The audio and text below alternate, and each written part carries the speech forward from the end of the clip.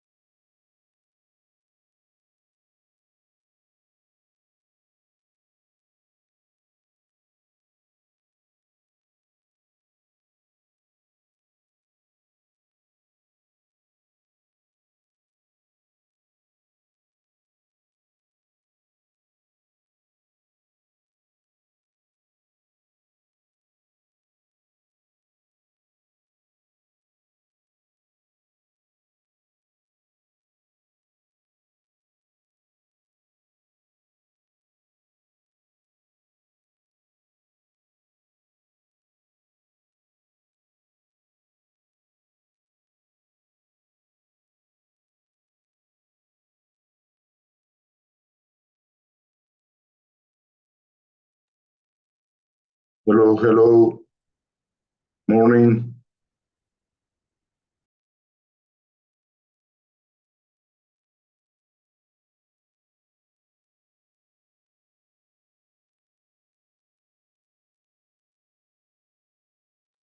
Good morning, good afternoon. Good morning, good afternoon for everybody greeting from Mexico. Thank you. Thank you for attending this.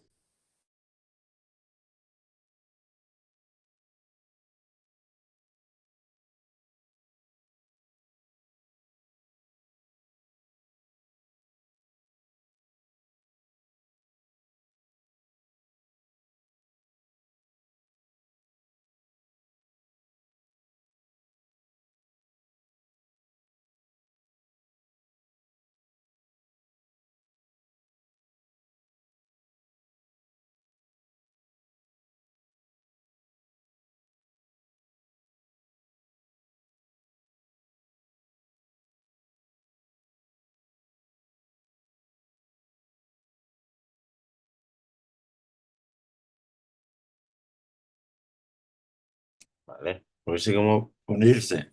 Vale, ahí está.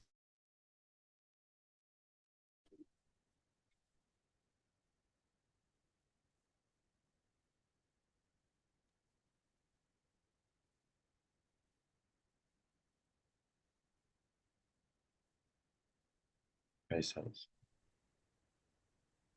El volumen son ellos. Este volumen. A ver, prueba audio. Hola, Hola, profesor. joder, ¿cómo te llamas? ¿Jacob? Chacón, es que algo pasó ahí. Ahora eres judío. Ok.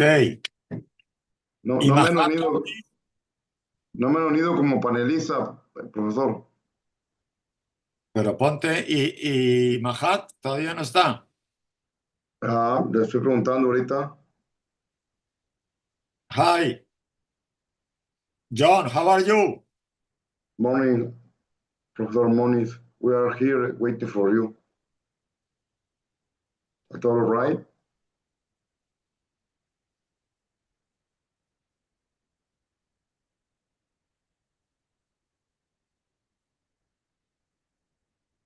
Vas a tener que coger un avión. ¿Puedo unir como panelista, por favor? Gracias, buen día. John, ¿cómo estás, John? No te oigo. No, no se oye, profesor. A John no le escucho. No, no se ha conectado, o sea, se conectó, pero cerró su conexión. A ver, Monis, que es el importante. Sí, aquí le estoy escribiendo.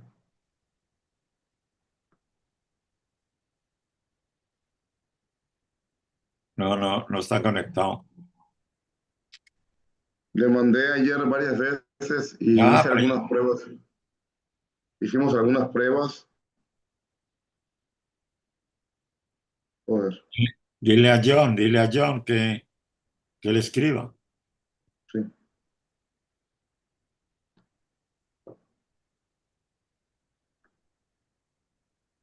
Profesor Bennett, Profesor Moniz is doesn't connect right now. I don't know if any problem he has.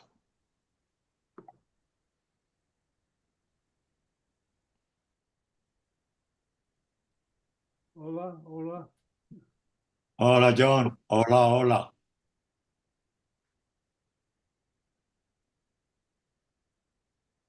Microphone.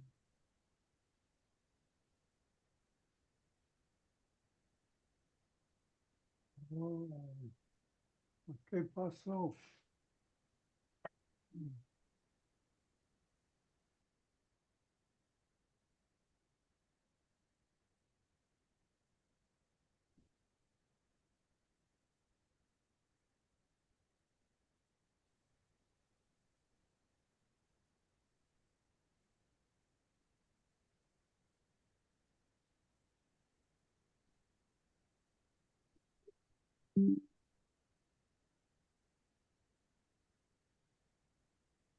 Hello, hi, Professor Lopez.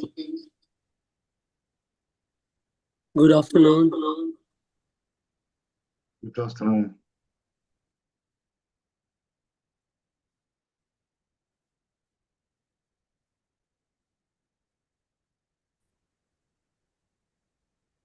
Llámale por teléfono. Yes.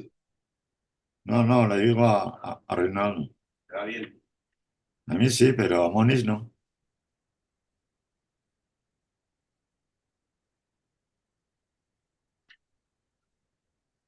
Hey, Professor, we are connecting right now. Are you any problem with your connection?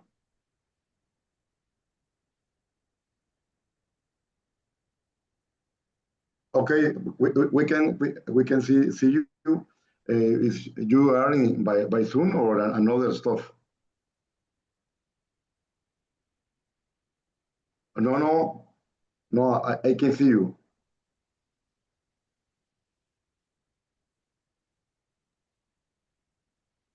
All right, we're waiting here. Thank you. See you. Bye. Que la vea bien. Ya está conectado, algo no abierto.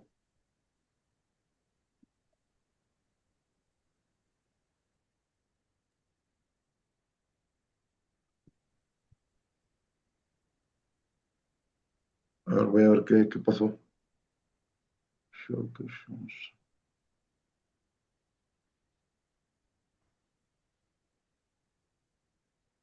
Vamos a ver.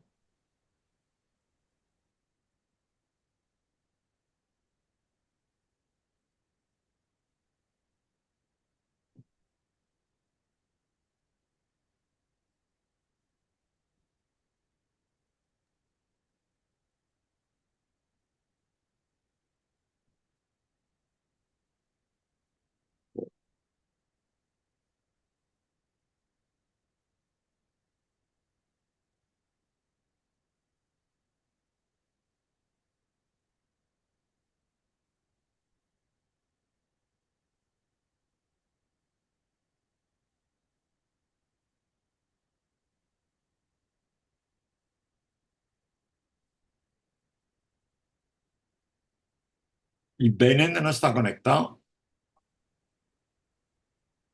Sí se conectó, pero se desconectó. No sé qué pasó.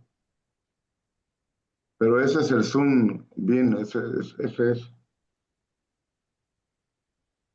Igual no me ha dado de alta como panelista.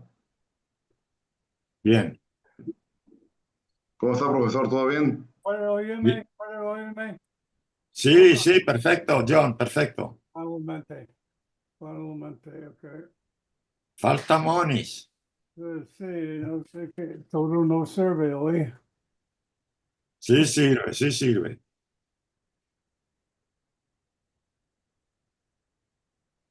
¿Me, me puede poner como panelista, profesor Bennett, por favor?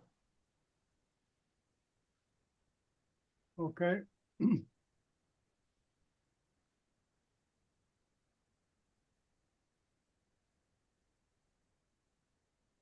¿Y Monis está como panelista?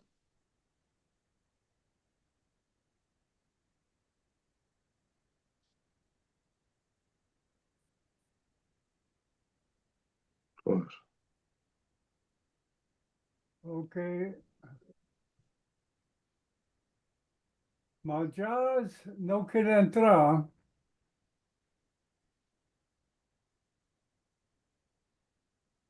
No puede. No puede. Espera. Majaz está aquí.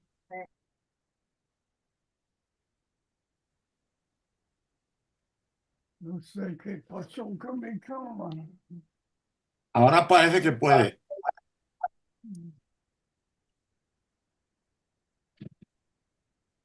Oh, ok.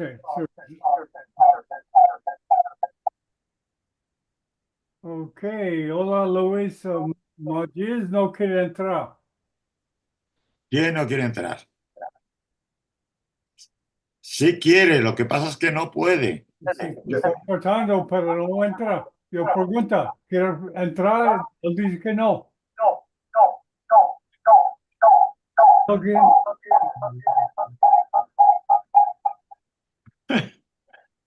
Ahí está Moniz. Yeah. Tiene muy alto su volumen, profesor Bennett, si le puede bajar un poquito para que no haga eco. You have a delay. You okay. have a delay.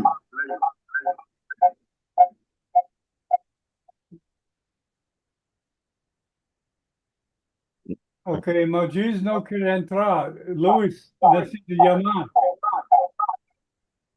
Él no Sí, quiere entrar, él no quiere entrar. ¿entro yo o qué? Sí, estoy preguntando, ¿quiere entrar? Dice que no. Te dice que no puede. Estoy Está, tratando. Él está está conectado. allá y sí, está en el panel, pero yo pregunto, ¿quiere entrar? Dice que no. Bueno, pues entro yo.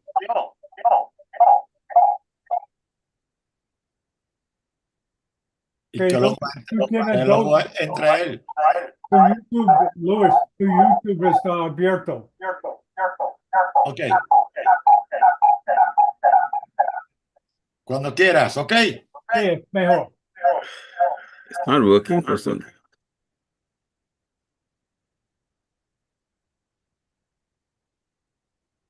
Professor Moniz, please open your video, please.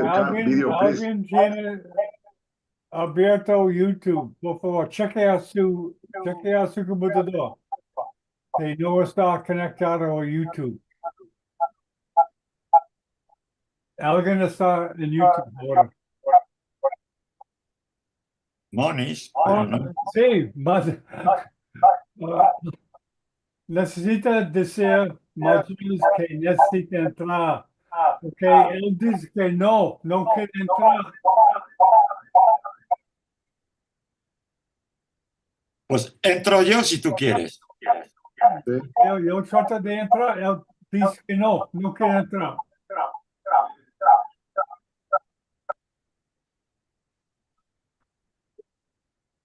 Pues entro.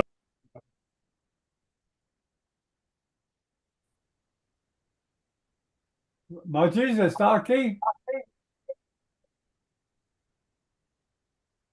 Ok, él está. Sí, él dice que no quiero entrar. Okay, there we go. Aquí está. Ok. Great. Ok, alguien tiene YouTube abierto. Yes. Luis, no Luis. Ronaldo, No. I am with the normal Zoom. I don't have a YouTube open. ok, Majaz, tú tienes dos cuentas abierto. Ok.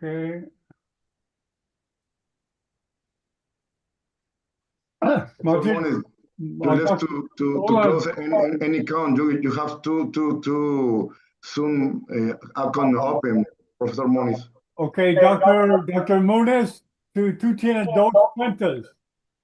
¿Necesitas dos cuentas abierto o necesitas uno? Can you guys see me and hear me? Yes. Yes, Professor. Okay, great. Okay, Perfect. hold on. Okay, you're okay. Now, Luis. Okay, Luis, tú estás mute. Tú estás mute. Okay, unmute, Luis. Alguien tiene abierto. Oh, mío. Espera.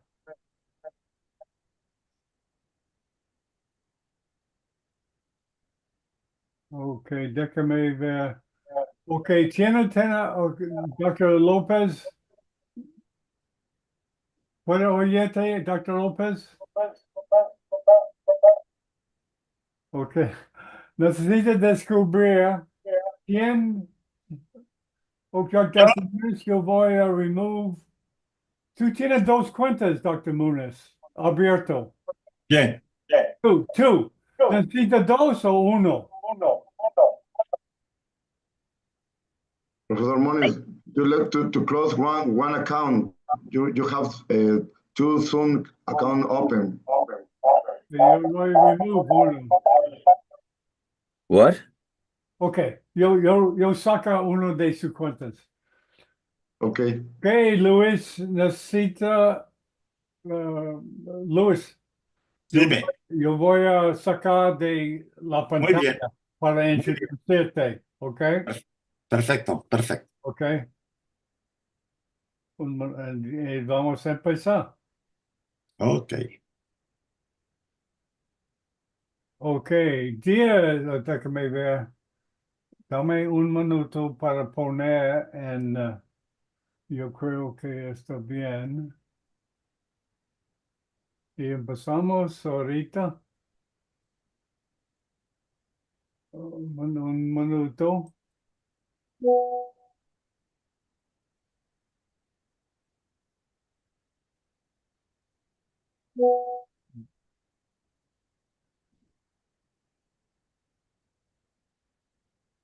Ok,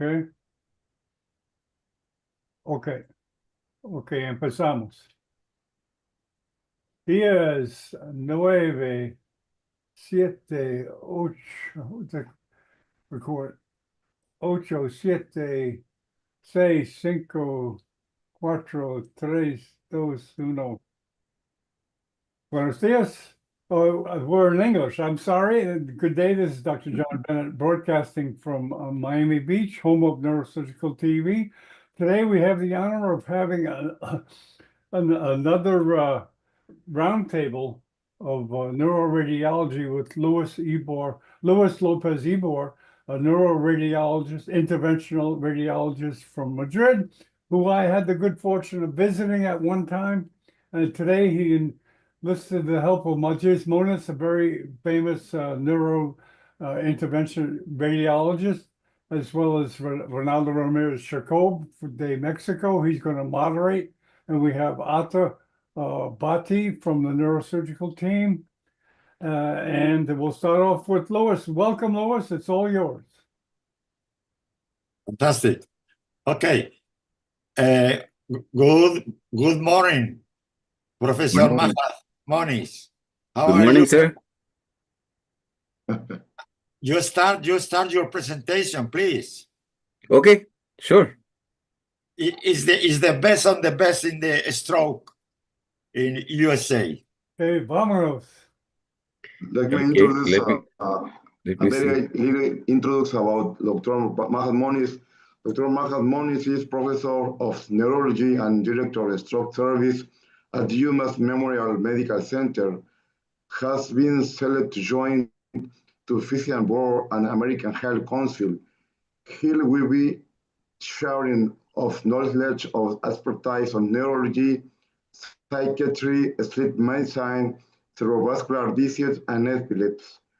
With over 3 decades of experience in the field of neurology, Dr. Moonis offers various insight in high roles of professor of neurology and director of stroke service and UMass Memorial Medical Center. Considered one of the nation's most distinguished academic healthcare systems in the world. Please, Professor Moonis, the floor is yours. Thank you. Good morning. Thank you.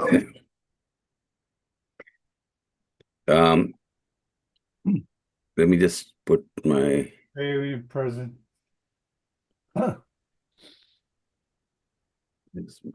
Yeah.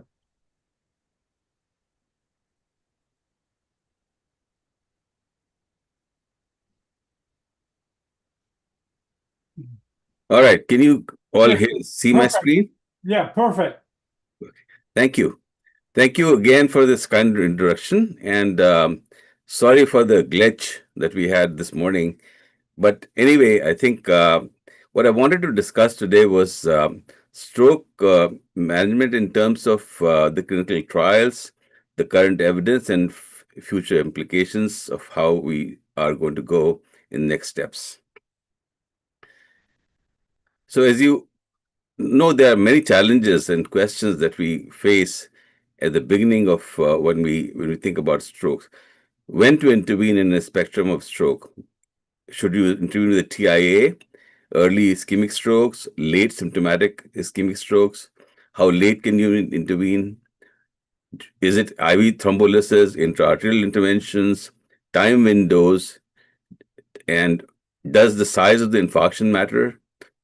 And then what do you do about non-reperfusion despite successful clot removal by whatever means? And is there adjunctive therapy that helps? So these are some of the questions that you face whenever you see a stroke patient. Just wanted to point out that the risk of a stroke is the same with a TIA, high risk TIA, or after a stroke. So recurrent stroke risk is the same, as you can see, at 30 days, 1 year, and 5 years. There's no difference in the cumulative risk of stroke. That's why TIA should be taken as seriously as a actual stroke. In fact, that should be the starting point. And just to show you that the typical slide where the number of neurons lost. So for every 15 minutes of delay, you lose a month of life in terms of your brain activity, in terms of intervention. And here's a little more detailed thing. You can see that years the brain ages. So per stroke, you sort of age a lot if you have a large stroke and you lose that much neurons.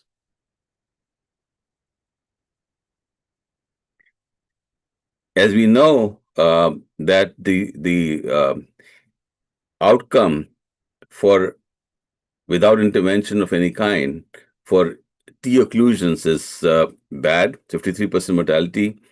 For middle cerebral arteries, less. For basilar artery, highest, 80 to 90%. And so obviously it means that something needs to be done beyond this. And the challenge, of course, is that we have a penumbra that we need to save. We all know that it's an area of compromised blood flow, but not infarcted tissue. What are some of the things that actually determine the penumbra? The penumbra is determined by collaterals predominantly. So, and what determines collaterals? Collaterals are developed by ischemic preconditioning, which is, for example, if you have a large artery gradual stenosis, you will see that there'll be more collateral circulation that will develop over time. Secondly, use of statins has been shown to be highly associated with development of very good collaterals. And use of antiplatelet agents, and finally the stroke subtype. So if you have a cardioembolic stroke, which occurs very suddenly, the chances of having a good collateral circulation to support the penumbra for a long time is much lower as compared to a large artery atherosclerotic disease stroke.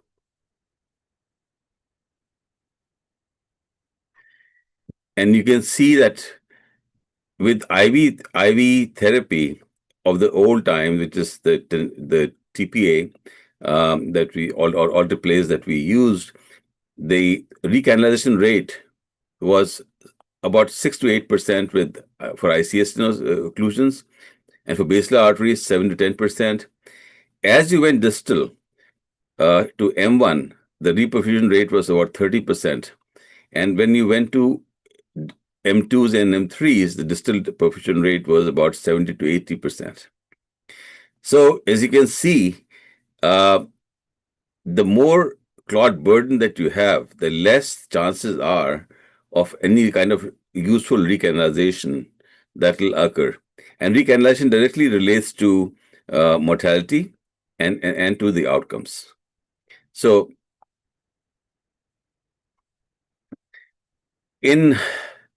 way before when I started the stroke center, I was just thought of two things. The first was that you should think about intraarterial thrombolysis and intravenous thrombolysis irrespective of time, as long as there's a penumbra. And the second thing was that high-dose statins should be used in all acute ischemic strokes. And I'll show you that the rationale for this first.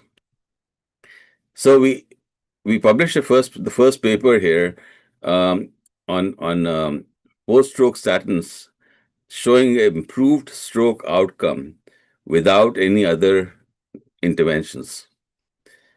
So you can see here that primary outcome of MRS of less than 2 was 1.7 times higher in patients who were given statins post-stroke as compared to other patients who did not receive it.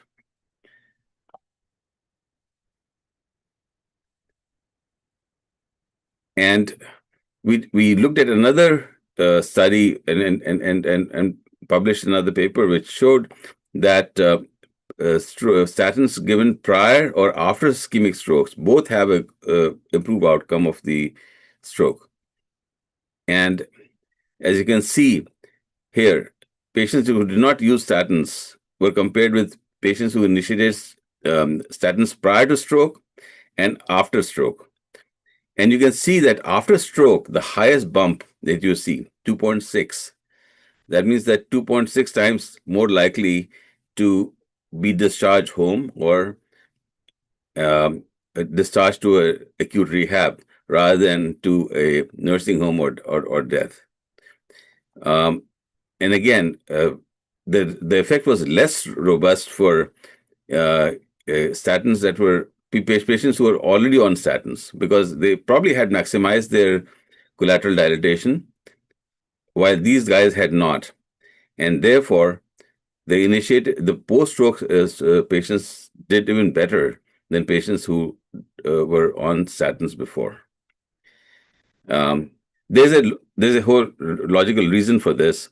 It is the bump in endothelial nitric oxide synthetase that really causes collateral dilatation and enhances collateral sustains, besides many other factors like antiplatelet activity, streamlining linear flow, and anti-inflammatory activity. So all of those things combine together to produce the effects of statins. This is a protocol that we had developed for ourselves. That it's always a tissue-based intervention from 2001 since we started this till now, and for the first 6 hours we would do a CTA. May not necessarily do perfusion because perfusion can be misleading in the first 6 hours, and for patients beyond 6 hours, we always do a perfusion CT scan. And if we have any doubts, we then go to a hyperacute MRI because MRI honestly is a waste of time. You waste at least half an hour or more, even with the best of centers that are equipped for this. And the third part is that what about patients who are beyond 24 hours? So 24 to 72 hours, if they still have viable penumbra, if they still have a LVO, and the aspects is greater than 5, and they remain pressure dependent, we would still consider thrombectomy in those situations with the patient's consent.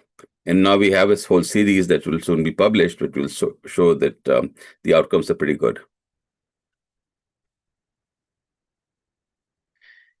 This is just the aspect score, which I think we all know. The typical occlusions that you see and the typical penumbra, which will determine treatment. Okay, coming to TIAs, it was way before, like 25 years ago, that Dr. Johnson published this paper, which showed that TIAs are very likely to go to an infarction within 48 hours if they are high-risk TIAs. And which is why I think TIAs are the starting point where they should be taken very seriously, not deferred for next day or the following day or to a TIA clinic. In my opinion, they should be patients who should be admitted for a day and worked up acutely to see if there's a reversible cause. And as you can see, high-risk TIAs. So high-risk TIAs are anything over 4 to 7. And you can see that the risk of having a stroke increases linearly with the extent of severity of the TIA, which is determined by the ABCD2 score.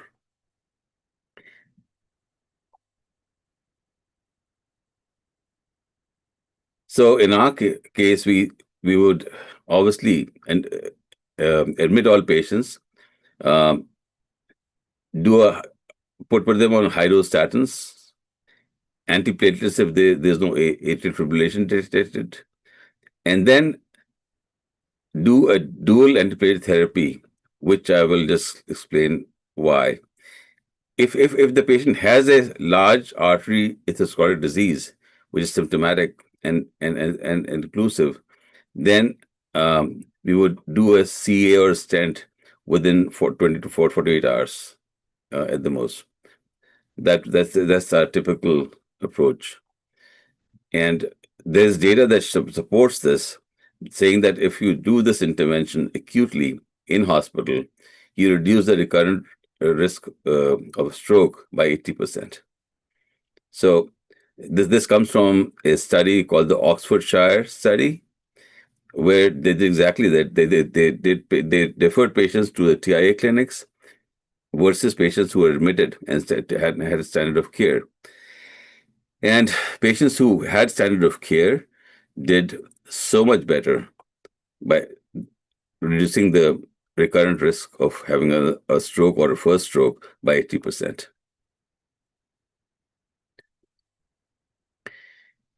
Just a couple of slides on why we do dual antiplatelet therapy. The first trial was a chance trial. We know that it's a Chinese trial that first showed that in the first 21 days or 3 weeks, if we have a combination of clopidogrel and aspirin, it is much better than aspirin alone. The same thing was proven by a multi-center US study and European study, which is called The Point, which essentially showed the same thing and showed that the 21 days is the right cutoff, because after that the curves become parallel and there's no particular advantage of carrying on and dual antiplatelet therapy beyond 21 days. At the same time, the risk of bleeding keeps increasing with longer duration of therapy. So based on that, 21 days was chosen as the time frame in which you should do dual antiplatelet therapy. Another trial that is worth knowing is the TAILS trial, which is comparing Brilinta or ticagrelor to aspirin, and found that aspirin with ticagrelor was much better than aspirin alone for TIAs.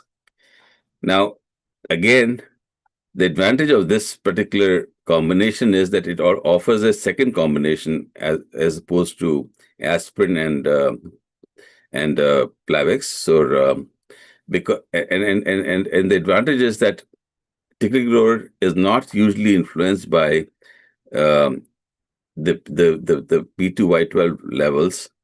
Therefore, resistance to the drug is less, and the chances of, especially if you're using a stent, the chances of stent thrombosis is less if you use this drug. The downside is that it has the cost is much higher than clopidogrel alone. Where does intravenous thrombolysis stand at this point? So even with the pivotal trial, which was the 1995 trial that showed that that TPA does work intravenously, if you break down the numbers by NI stroke scale score, you can see that the major advantage in the trial was driven by patients who had mild to moderate stroke, 6 to 10, NIH stroke scale of 6 to 10. Look at the absolute advantage, 16%. As you go to higher numbers, 11 to 20, numbers start dropping to 10, and beyond 20, there is absolutely no advantage. So, see, again, it was telling us right from the beginning that the patients with a very high clot burden or high NI stroke scale score are unlikely to benefit from intravenous therapy alone. And this was the symptomatic intracranial hemorrhage, which was overall 6.4%, but 3% in patients with the NI score of less than 10, and 17% in those with NI score of 20 when you used alteplase. Of course, the time window was extended by ECAS-3 with some limitations. As you can see here, NI stroke, they excluded patients with very high NI stroke scale score, and patients who were older and patients with diabetes and stroke. With excluding these patients, they were able to show a treatment benefit at 4.5 hours.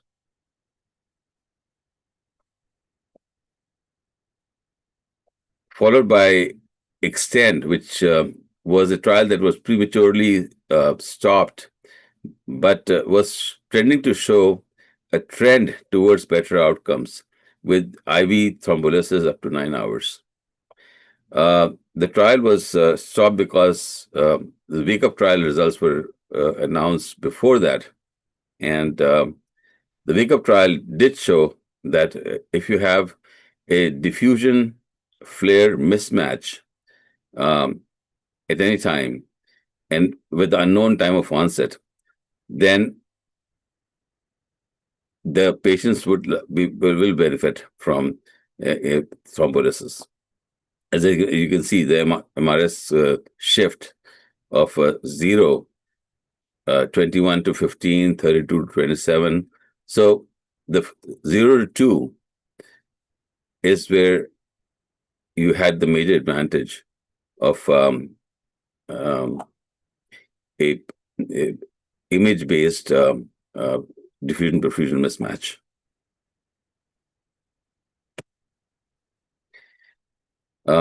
More recently, or very recently, a new trial has been published from China, where intravenous alteplase was given to patients between 4.5 to 24 hours and showed a treatment advantage. Even though the risk of bleeding was higher, the overall mortality was the same, and the number of patients who benefited with alteplase were 40% versus patients who just got standard of treatment, which was basically aspirin in some cases, thrombolysis in some other cases, but most of them did only got a standard of treatment, which is aspirin and best medical management, and the difference was about 14%. So this is a open label and blinded trial, and does not necessarily prove the point, but it does show that for appropriately matched patients, intravenous thrombolysis will be useful and work.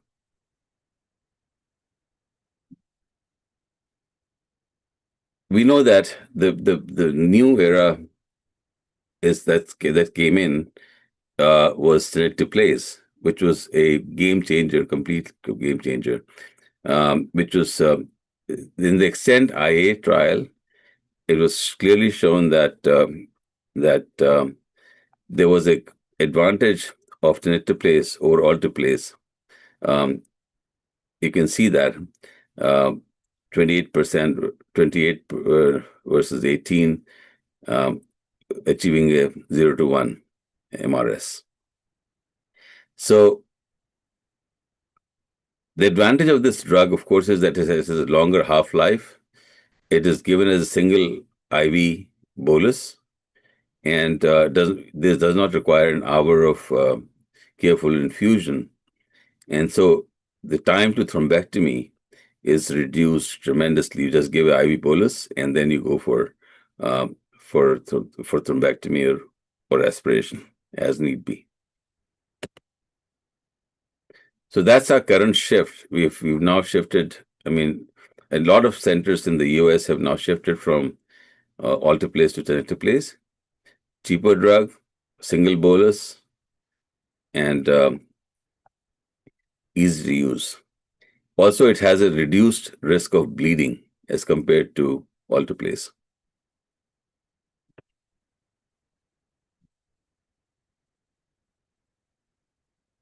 Okay. IA interventions, of course. As you can see, it's a very powerful tool. Number needed to treat with thrombectomy is 3 to 7 to achieve a good outcome. This compares very well with sepsis. Four patients need to treat to have a good outcome, and better than the CEA, where you have to have 6 to 15 patients to have one good outcome. So this is really something that is a very powerful tool. Question is it for all patients, and who benefits? Low NI score or higher ones, large cores, posterior circulation, vessel site, and size. All of these things have to be considered when we think about thrombectomy. We are all familiar with these pivotal trials that showed that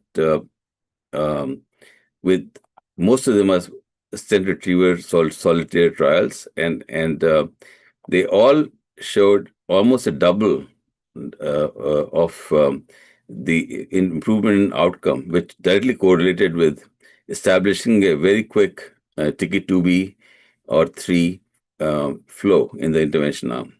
So as you can see, even at 6 hours and 8 hours, the TK3 flow was fairly significant with thrombectomy. And this is a control arm, and you can see the outcomes are doubled in terms of good outcome at 90 days in all of these trials.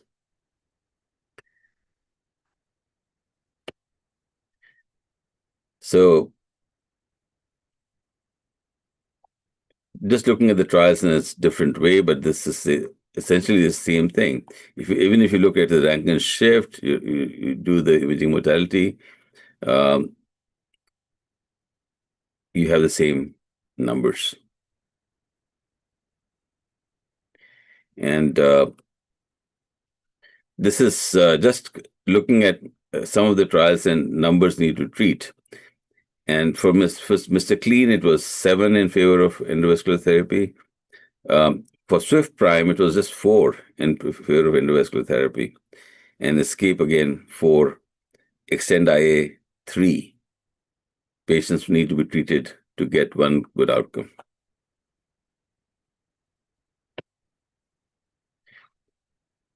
We know that we extended the window beyond that to 16 hours with the Diffuse 3 and used, but again, it was based on careful selection.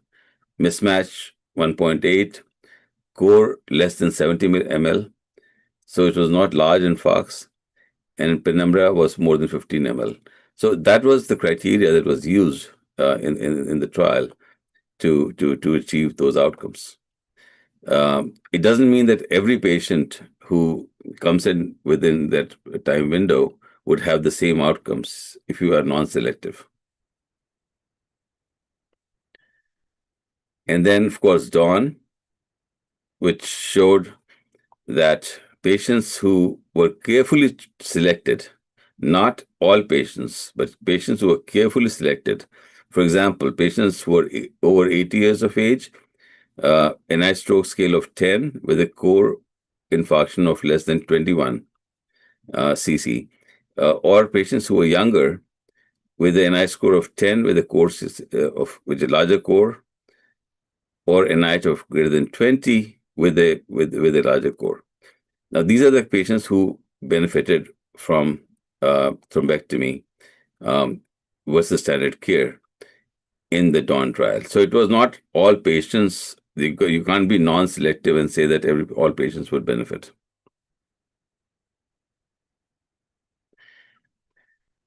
These are the co-primary endpoints, which were excellent, Dawn. But again, you have to realize that the numbers that were treated were very small.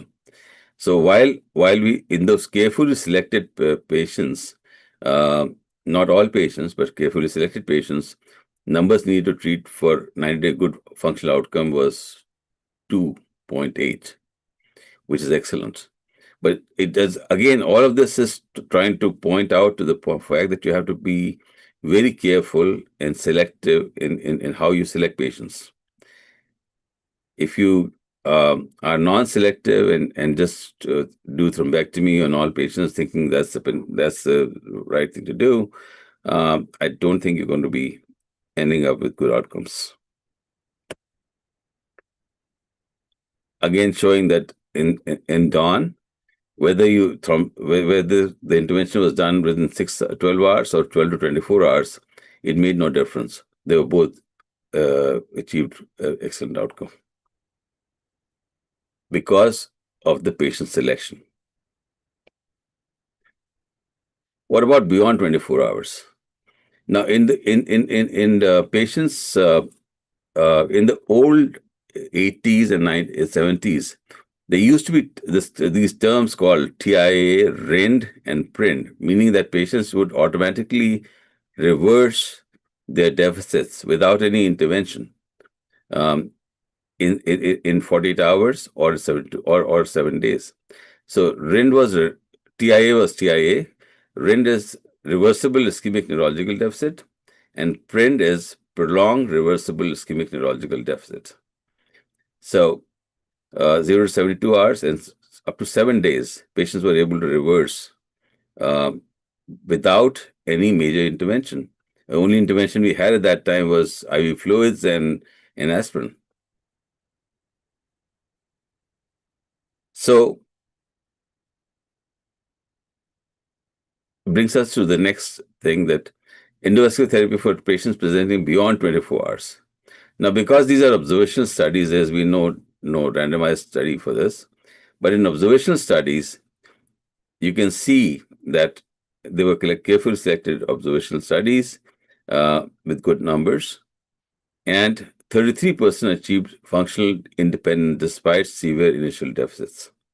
And this is, we're talking about more than beyond 24 hours.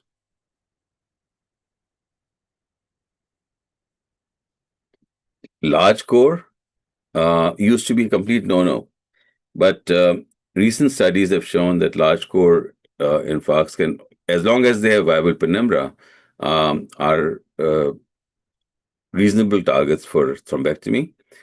Again, they have to be chosen carefully. So lesion volume is key. I mean, what should be the volume that you will accept as large core, and you can still intervene.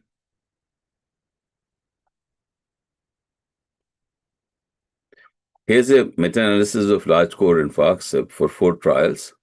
The Angel Aspect, Rescue, Select2, and Tesla. And sub-analysis of these 4 trials, meta-analysis, showed that there was reduced disability, improved functional outcome, that is MRS of 0 to 3, not 0 to 1, but 0 to 3, which is reasonable because 3 would allow you to be fairly independent with some limitations. increased, but there was increase in intercerebral hemorrhage, but it was not significant because there was no significant difference in mortality at 3 months. Just wanted to point out that none of these patients achieved an excellent functional outcome of 0 to 1.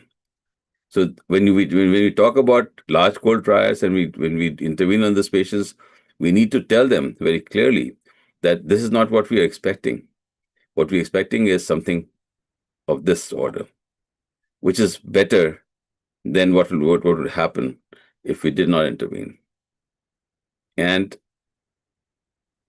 large core is greater than 50 ml, aspects of 3 to 5. There has to be a penumbra. And it should be a thoroughly explained shared decision when you do this.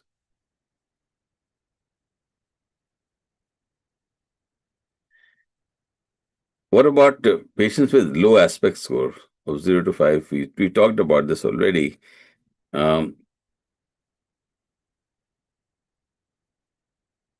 Ongoing large core trials.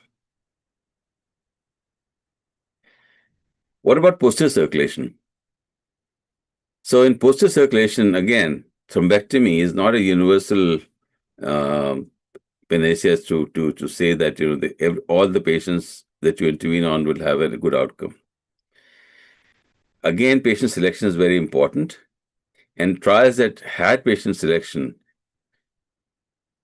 did well. It was based on PC aspect scores, posterior circulation aspect scores, which includes the thalami, 2 points for if there is fraction of both the thalami immediately, cerebellum 2 points, occipital region 2 points, pons and midbrain 2 points. So good outcomes have been achieved with patients with scores of over 7. When patients had a very low score, outcomes were not good. And again, these were the aspects. So PC aspect ratio of 6 to 8, NIH greater than 6. Very important, pons to midbrain infarction ratio. If it is less than 2, that's a good thing. We can go in and expect a good outcome. If you have a pontine midbrain infarction, which is extensive, then there's no point in going in and trying to do a thrombectomy in these patients.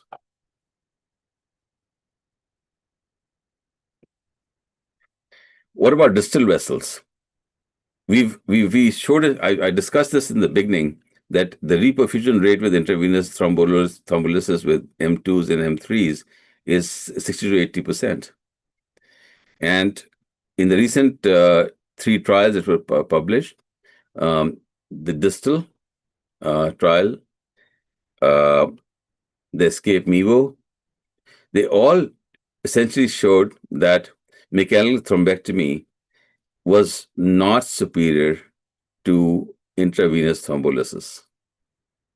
In these distal, that means that you have to have beyond, we're talking about beyond M1s. So M2s and M3s have a good reperfusion, as do the distal A2s, A3s, etc. And those patients are maybe best managed best by medical treatment, not by thrombectomy, which has the risk of causing more hemorrhages. This is another discount as the 3rd trial that was showed the same thing.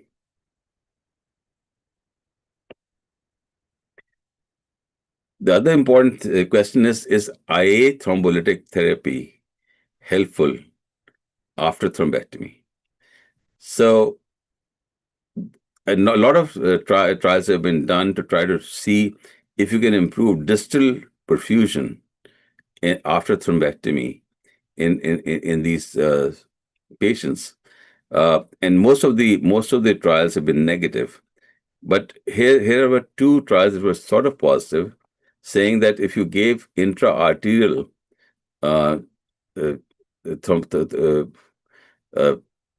thrombolysis post-thrombectomy, you might end up having a better outcome because of more improved distal reperfusion.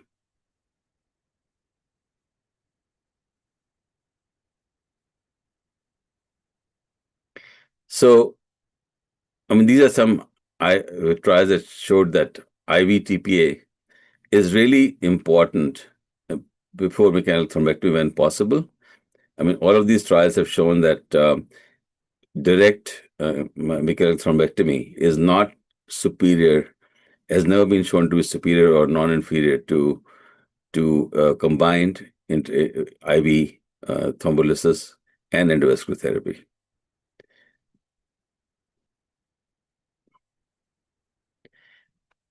So this is a summary of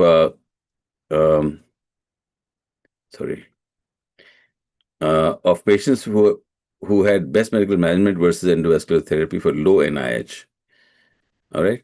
So there were 11 observational studies, meta-analysis, and endovascular therapy was not associated with any with excellent outcome compared to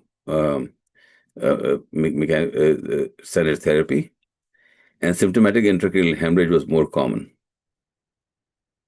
So at the moment, we don't know. I mean, these are observational studies, so obviously they have a bias. There are two trials that are still ongoing, the ENDOLO and MOST, which are looking at this low NIH score and mechanical thrombectomy, and to see whether, I mean, supposedly completion dates are this, but we don't have results yet. The other option for these non-disabling strokes is to understand that intravenous thrombolysis may not necessarily be required in all these patients, and that patients do as well with DAPT therapy as compared to, so for example here, this is the ARAMIS trial, and what it shows is that patients who were treated within 4.5 hours with DAPT compared to intravenous alteplase did equally well. So that's another important thing to remember, that not all patients require intravenous thrombolysis if they have a low non-disabling stroke or NIH stroke scale score. Now, disabling ones, of course, are different, and that's where I think we don't have data that would definitely point us one way or the other. But this is what we would call disabling strokes, even with low scores. A complete heminopia, aphasia, sensory visual neglect, significant weakness, NIH more than 5, or any remaining deficits considered disabling by the patient. So those are the things that are not we're not talking about DAPT for these patients. This is where IV thrombolysis versus thrombectomy has to be the answer, and we don't know the answer yet. So I'll stop here, but I just wanted to summarize that mechanical thrombectomy is a powerful tool in improving outcomes, as we have seen, both in anterior and posterior, also in large cores. The important thing about this is patient selection, and if we do not have proper patient selection, we are not going to achieve those outcomes that are seen in the trials. The second part of it is that reperfusion is great in distal vessels with IV thrombolysis, and mechanical thrombectomy should not be the first option in these cases, and that it should be reserved for patients who do not improve with intravenous thrombolysis. What about more than 24 hours? there's no reason to think that we cannot go beyond 24 hours. If as long as we have proper patient selection, we discussed the ones that we talked about, that you can in certain cases who are pressure dependent and are having these issues can be treated with the thrombolysis beyond 24 hours. Again, I keep saying patient selection. It's really important. Not mechanical thrombectomy is not a universal cure. And I would love to see a trial of statins with IV or mechanical thrombectomy given concomitantly to see what the outcomes would be. I mean, that's my hope, and we hope we can do this trial soon, because I'm sure the outcomes would be great. Thank you very much, and I'll stop my slide share here. Thank you, Professor. A philosophical question. The incidence of stroke varies significantly by world region, influenced by factors such as genetics, lifestyle, diet, access to healthcare, and socioeconomic condition. Should be the same treatment for the countries from high income countries and low middle income countries? What do you think about that, Professor Moonis? So, I mean, can you repeat the first part of the question? The incidence of strokes varies significantly by world region. It's influenced by factors such as genetics, lifestyle, diet, access to healthcare, and socioeconomic conditions. Right. Do you think is the same, should be the same treatment by incomes countries or low middle countries? So, yes, I mean that question is that I mean, obviously the first thing which we want is prevention in every country and everywhere, and of course prevention has a far more impact than acute treatment. You only get to treat the acute bad cases, but if you think about the polypill trial, the other prevention trials of which have looked at primary prevention trials with statins, etc., it shows 33% reduction in the incidence of or prevalence of recurrent or first strokes or MIs. So that's the most powerful thing to do. But otherwise, I don't see any difference. The difference is that unless it's a government sponsored thing, it's very hard in most other countries that are the developing countries, including India, for example, where it's very hard for patients to get thrombectomy, because most hospitals that do this would ask for money up front. And there's no time for all this. Thank you so much. Right now, Professor Luis Lopez-Ibor, I want to run that perhaps some paradigms are broken in this talk with Professor Luis Lopez-Ibor. Please, Dr. Luis, you are in the floor. Thank you, Professor Moonis. Thank you so much. Thank you.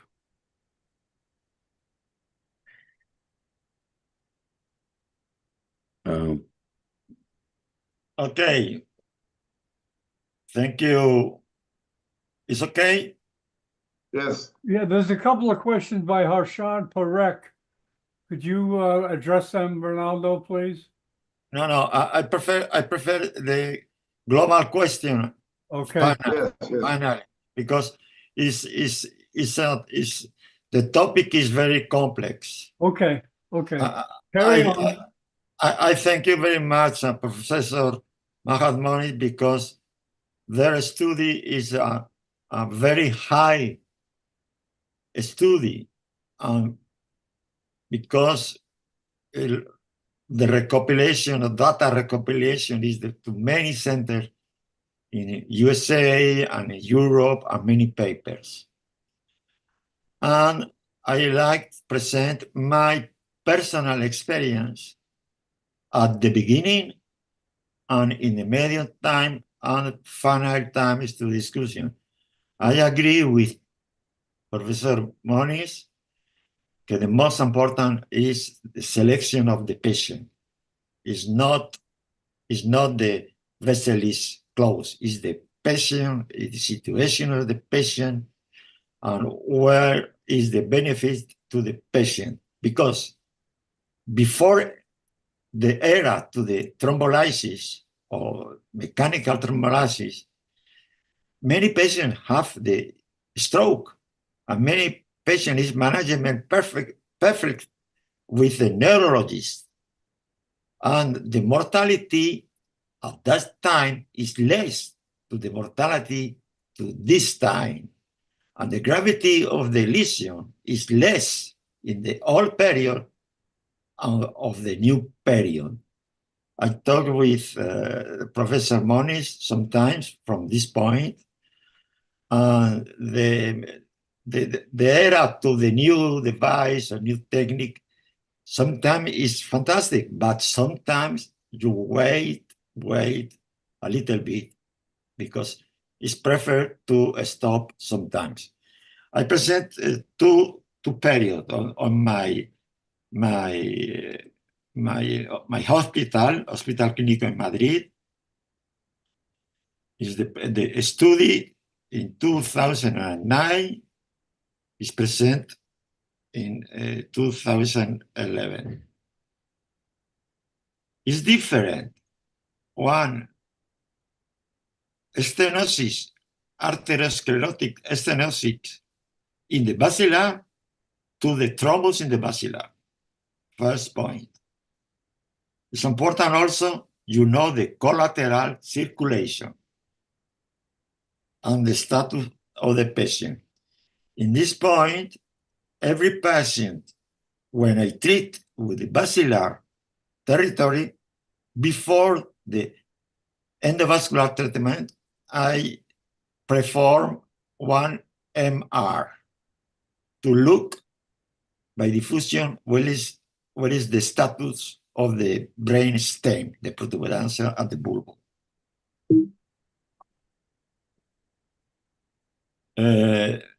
This is the normal discussion. I talk Professor Moonis is not new. This is many study.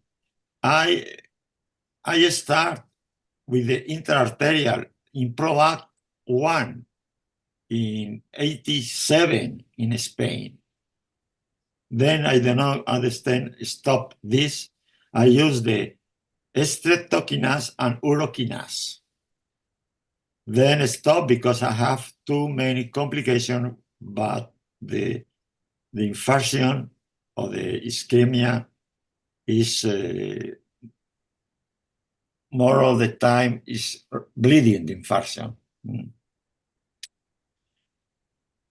Then is the era of the Mercy, Multi-Mercy, Penumbra, and all other device, Solitaire, Trevo. And the indication in that time is the patient no recanalization after intravenous erupted PA. Patient have the contraindication or RTPA or ictus the despertar. There we go. This is the criteria with inclusion. The deficit,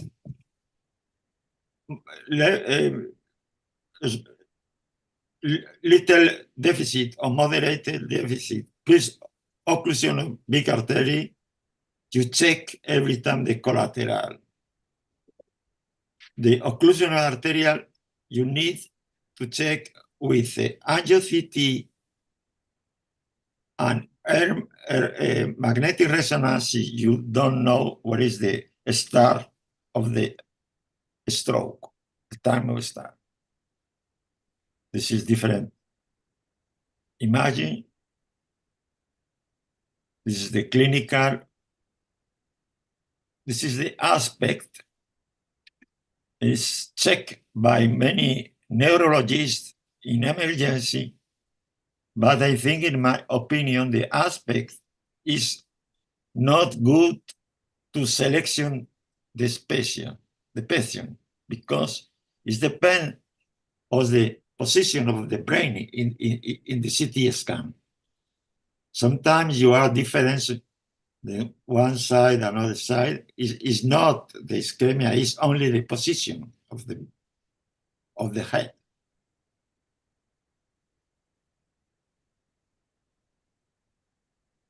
Endovascular, pharmacological, or mechanical, the goal is to destroy the obstruction of the artery. One question, or one point is the why before 4 hours and a half is through the intravenous, and why entre 4 and 5 to 8 is the mechanical, and why in the basilar territory is 12 to 48 hour devolution. This is not is not real. What is the difference with you are a thrombus in one vessel to the basilar or middle cerebral artery? This time, no, it's not this. This is one discussion I have every time with a neurologist, and it depends of the status of the patient, and it depends also of the lesion in the brain stem.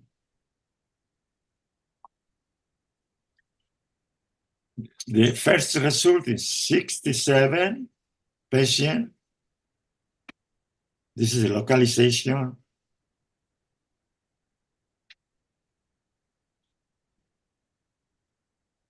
This is the recanalization, final or initial.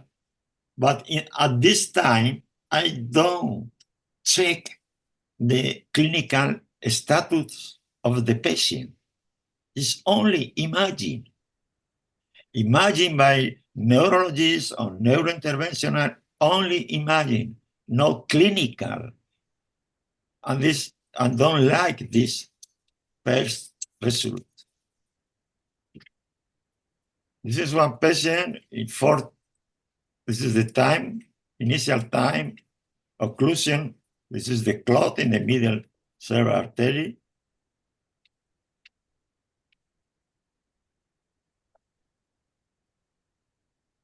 Sorry.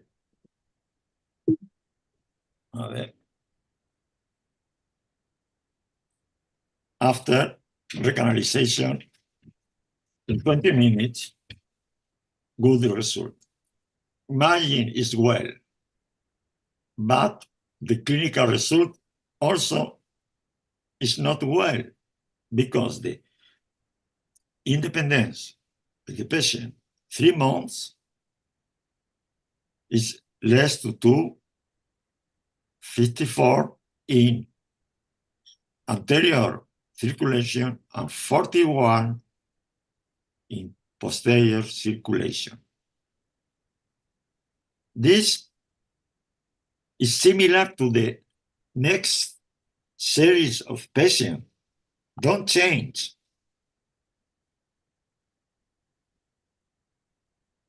This is another example of much more complex, because it's 2 vessels involved, the thrombus. This is the air magnetic resonance and mismatch. Open. This is the thrombus.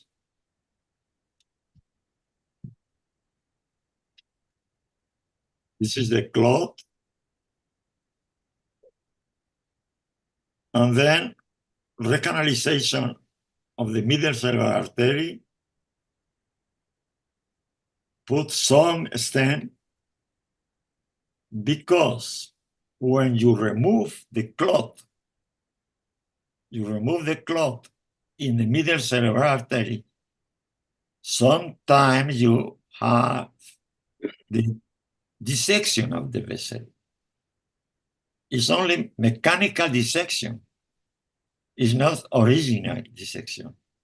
And in this point, you need to place a stent, because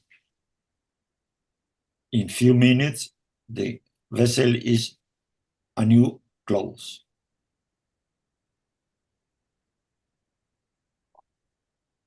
You are here the stent.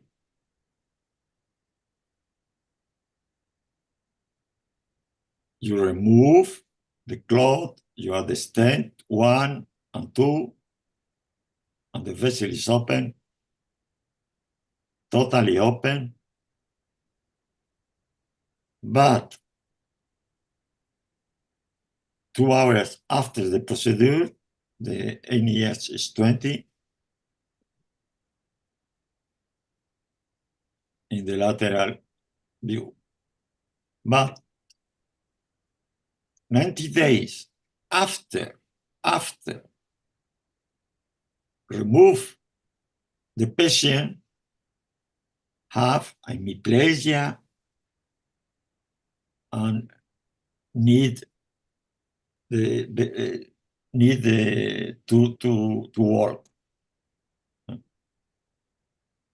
3 months later, after this, it look good imaging, but the clinical result is not 17, it's 14. Sometimes it's most easy the brachial access to treat.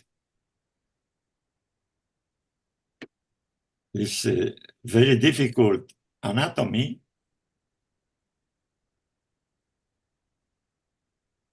There are many complex. You have basilar thrombosis, and after remove the clot, you are open the superior cerebral artery, posterior cerebral artery, the right posterior cerebral artery come to the carotid. MRS 3 months later is 0. Another patient, after intravenous RTPR, no work, 5 hours in angio suite. This is a CT scan. This is a difficult anatomy, thrombosis of the left iliac, very difficult to go in. I decide going to the brachial access, going to the carotid. This is the clot in the middle cerebral artery.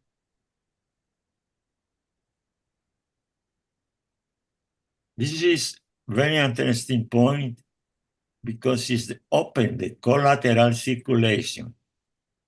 This is a good thing. You are good result after your manipulation. See the anatomy open the collateral circulation, your result, clinical result is better.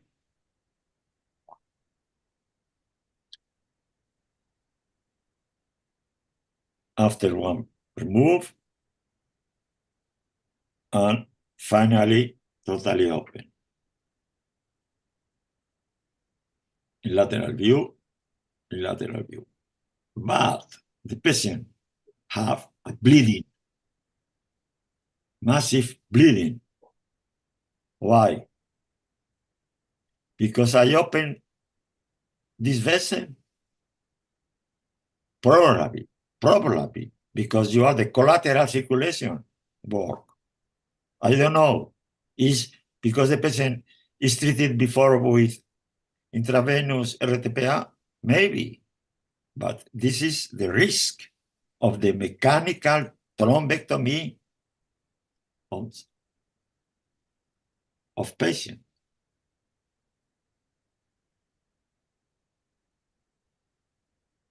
The patient dead 36 hours later. Another young patient, 61, and he has 17, and have stenosis in basilar artery. The risk of this stenosis is not clot, is atheromatosis. If you inflate the balloon here, you are the risk to rupture the perforant artery and improve the lesion in the brain stem. Look, the atheroma don't have the collateral circulation. This is the atheroma, atheromatosis, general atheromatosis. After this, very good result. And lucky don't have the ischemia in the brainstem, but I have the bleeding in the temporooccipital lobe. The sign, the hypoperfusion basilar critic in HST, you need include this case in the protocol to management of endovascular treatment of the ictus. Is the hypoperfusion, critical hypoperfusion in basilar artery. Sometimes you are surprised. And finally, the revision, the 2004-2015. This is the vessel occluded, the only MRS, 3 months, 42%, 48% in 2015, 2004. At the same of the beginning, I don't progress in 10 years, don't progress. In posterior cellular artery, in this same period, 31, 38 the mortality, 36 in mortality is not significant. And the risk to the patient is high. Is high to the patient, is high to the economy. In my opinion, I agree with Professor Moonis. The selection of the patient is the most important. It's not only the imaging. It's not only the pharmaco industry. You are the new device, or you are whatever you want. The most important is selection of the patient, because the improvement sometimes is not fantastic. Maybe it's better wait on the patient and evolution with neurorehabilitation or whatever you want. Also, I combine the thrombectomy with aspiration. 23 patients, 87% the recanalization, very high.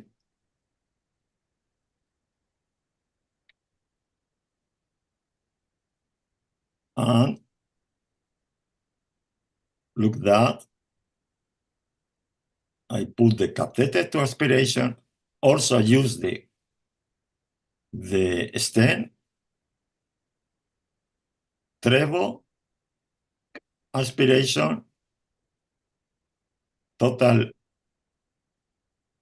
remove the clot, and remove also the clot. Another patient, thrombosis distal, thrombosis, and remove, aspiration. Less material used to remove the clot, your best result. So you are 3 or 4 intentional movement of the catheter of the stent to remove, you are more complication. The best is the only one treatment. This is the result, and this is the result. Reflection, final. The parenchymal window aspect, air magnetic resonance, the diffusion, for me is most important this point. In basilar, posterior fossa is imperative. Stent retrieval is the first line approach. Intracranial stent is if you are arteriosclerotic or don't work very well the antiplatelet regime and you need complete the treatment with aspirin and clopidogrel. But see, the patient is treated before with RTPA, you need to use the ingespirin, liquid aspirin. Tailor treatment to individual patient. Higher recognition rate, better functional prognosis. Discussion point, final discussion. The secondary thrombosis due to intracranial stenosis. Why? Because the mechanical retrieval of the clot, you have dissection, or you put one stent, you have stenosis. Post-thrombectomy hematoma, secondary to fibrinolysis from hypervolemia. The patient have stop in the vessel, you open the vessel, you have hypervolemia, and one infection is possible, transforming hematoma. Distal migration of emboli, mechanical extraction of fibrinolysis. I prefer fibrinolysis. I think the distal mechanical extraction is not necessary many times. Petrovascular MRI and wake up stroke, you are better result. Better result. Why? Because the physiology of the patient is more resistive of the patient have in the day. This is, I don't know why, but this is real. Conclusion, neuroimaging is fantastic.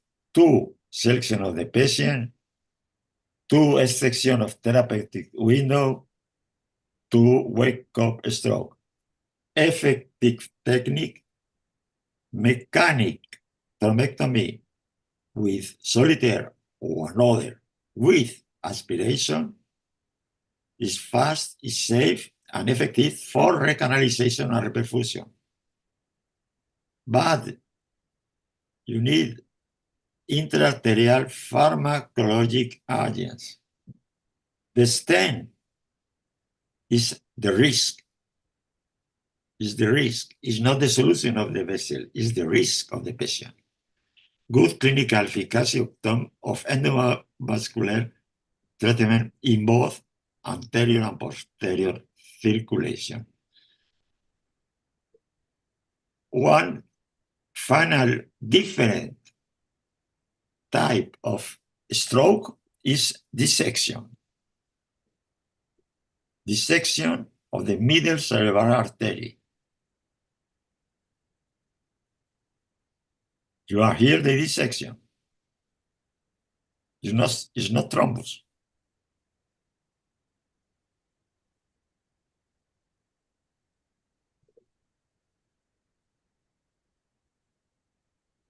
This is the false lumen.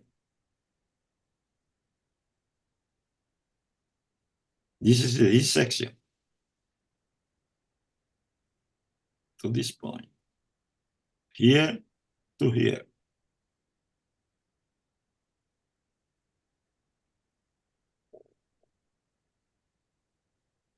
Look, false.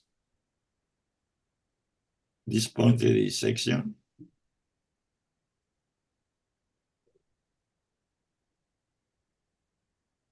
Look, this imaging, complex imaging.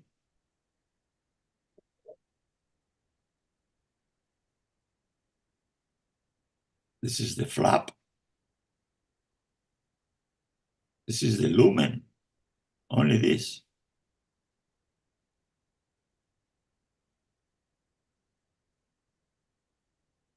I traverse, and then I put the stent and reconstruct the good lumen of the vessel.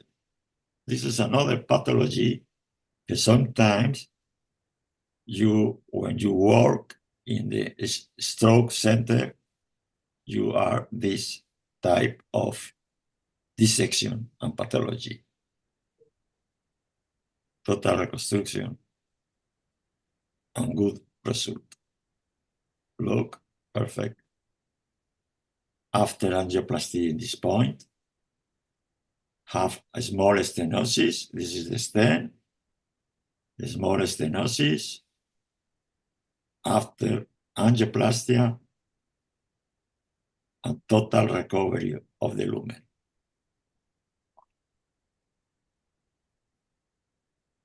Finally, this is only my talk. Thank you very much for your attention.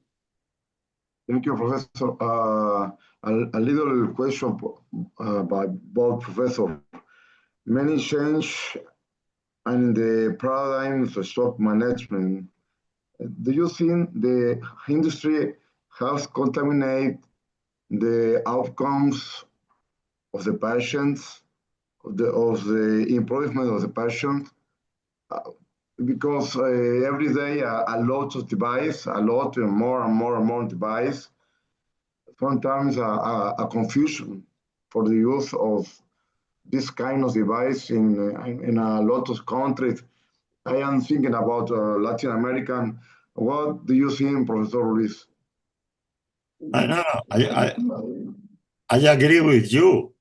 The pharma industry is total contamination to the technical procedure of the medical doctor, because you are the same product about 15 years. Nothing is new. Only the anti-aggregation. But you compare this with the coronary artery, it's the same. It's the same. It's a copyright. It's copyright. It's different.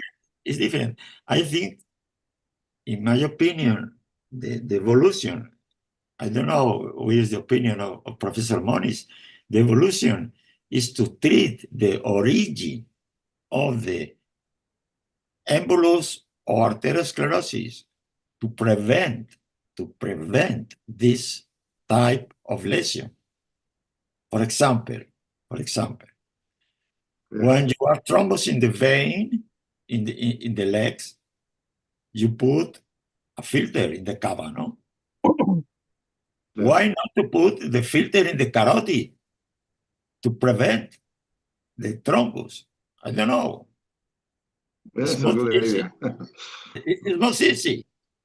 But the industry, like you pay $150, $1,050 or $2,000 from device, $200 for one device. And every doctor in the world continue the directrice of the pharma industry. Thank you, Professor. Professor Atavati, any question? Sorry. It's honor being a part of audience, and for me, this was the most important stroke lectures I attended. As Professor Moonis reinforced the patient selection, and Professor Lopez also in the same line. His message is very clear because we have been told in Hippocratic oath that first do no harm. So somehow this mechanical thrombectomy business is becoming more tempted, and tendency is focusing on mechanical thrombectomy and drifting away from basic stroke care and neurorehabilitation and neuro ICU things in many countries. We see the data from the best centers, from the best and expert hands. But when it comes to, for example, lower middle income countries with no existing structure, no care, no improvement in door to needle time, less than 5% people reach to hospital. So this is the most important thing. In the best case scenario, 2.8 to 3 numbers need to treat leads to one success. So it what happens to those who remain survive without quality in a setup where there is no insurance, there is no way to support them. So this is the take-home message for me: to have a better insight, to do a better selection before jumping to higher level of intervention. Thank you so much. And my question is, Professor Lopez and Professor Majaz, that contrast has a toxicity, neurotoxicity, and in addition to whatever is going on, we add up contrast and mechanical vulnerabilities using those tools. So what do you advise to junior people regarding these 2 points? My Professor Moonis, please. No, please, it's your. No, please, Mahar. So, I mean, the what you talked about contrast. I mean, they are developing better dyes, trying to dilute the contrast as much as possible. But that's a necessary evil. I mean, there's no way to see those vessels. And you're right, absolutely. In our countries, the most important thing is to somehow get governmental support, which I think to a large extent now, for example, India has now made a something like the US, that nobody can be denied care if even if they go to a private hospital. You will not be asked to wait outside and give 20 lakh rupees before you actually go and get any care. So that has been a huge success in that sense. I mean, I don't know how many patients actually get to those places, but yes, it's definitely an improvement. And like I said, and Dr. Lopez said, that it's really all about prevention emphasis on prevention, that should be the focus in these countries. I mean, and then when patients do come up with disasters, which they will, because I mean, it'll take a lifetime for education as far as nutrition, etc. goes. I mean, most of our patients are diabetic, and they will end up having complications when they find out that they have diabetes. They don't even know they have diabetes, for a long time. So this is the whole thing has to be prevention focused, and of course, patient selection when we actually see patients. Yes. One appointment. I just start the treatment, endovascular treatment of the stroke in 1986 in Spain. After work in Paris, 6 years, Professor Theumer from Germany described the fibrinolysis with streptokinase. And later, Professor Jacques Theron in Canada, in Montreal, described also with the urokinase to recanalization the clot in the middle cerebral artery. I remember one lesson. When you open with urokinase to fibrinolyze in the middle cerebral artery, see the perforant artery is massive, occluded. The fibrinolysis with urokinase open the lenticular artery and bleeding the patient. Bleed the patient. What is this? I think the anatomy normally is better to conservative or look when you move, you remove where chemical material used to remove the clot, but be careful because the atonia, the vessel disappear, and this is the reason it's bleeding the infarction. Yeah. I think the work of the professor type, Professor Moonis, is very important because check every study and know why the way is better or the way is not better. Thank you very much, Majaz, for your master lesson. No, thank you very much for. And you come to Madrid in January, eh? Yes. Yes. Yeah, we'll all go to Madrid. Atta wants to come to Madrid too. Yes. Just one more question, if I'm allowed. You're muted there, Atta. Can you take your mute off?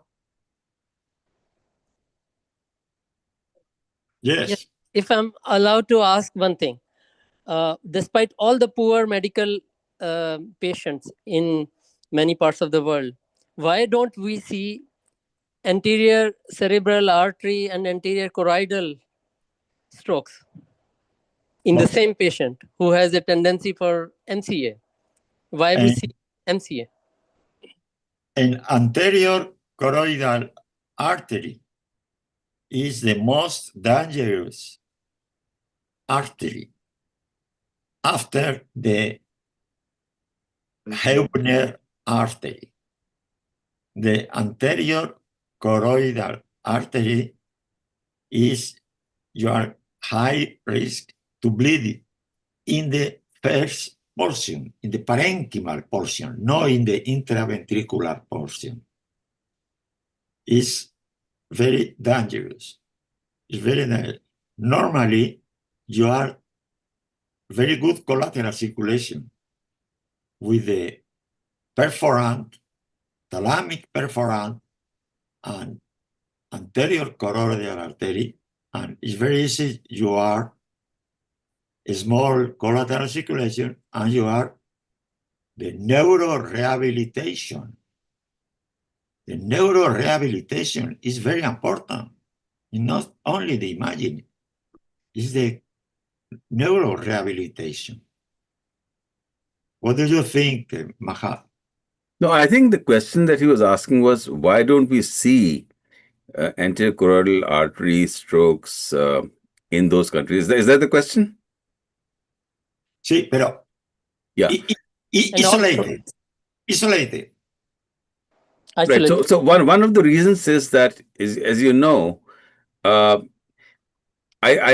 think the reason for behind, we have much more in intracranial atherosclerotic disease in these countries as opposed to extracranial disease. And the reason for that is, I think, uncontrolled hypertension, hyperlipidemia, and uncontrolled diabetes. The first most thing is uncontrolled diabetes that causes intracranial atherosclerotic disease. And that's why you see a lot of this, and you can correlate it with the extent of diabetes and hypertension that's untreated and undiagnosed. And that is the reason why people have a lot of, I mean, look at Mexico, look at India, look at a lot of other places, and you see the same sort of pattern where, people have a crazy diet, and undiagnosed treatment. There's no primary prevention. There's no doctors. So there is no primary prevention of any risk factor. And I think that's why you get to see these, and anterior choroidal strokes are reinforced. I mean, the point is that that's an artery that's reinforced by other arteries. So chances of seeing a pure antichoroidal stroke is fairly low, even in this population, because you have a reinforced arterial system that takes care of the collateral circulation in that. I mean, that's my opinion, at least. Yes, but I have the isolated ischemia in the anterior choroidal artery after embolization. Ectrogenic. Bad technique. Yes. And this is a catastrophic. This is the reason. It's dangerous. It's the same of the neurosurgeon when you clip the aneurysm and you touch the perforated. It's the same. Okay, yeah. John, thank you very much for this broadcasting. This broadcasting, fantastic. We're all going to meet in Madrid, maybe in January or February. We'll try to straighten that out. That's a great crowd you had there, and we're still communicating today. So whatever you want, you are my friend. Okay, very good. Okay, Louis, we're going to see you in 2 weeks at least for the next webcast. We thank Arta for coming, and Dr. Moonis, thanks for a great presentation, very stimulating to the audience. And thanks, Ronaldo, for moderating. And we'll see you in 2 weeks. Thanks so much. All right. Thank you. Take care. Bye. Bye. Thank you. Thank you.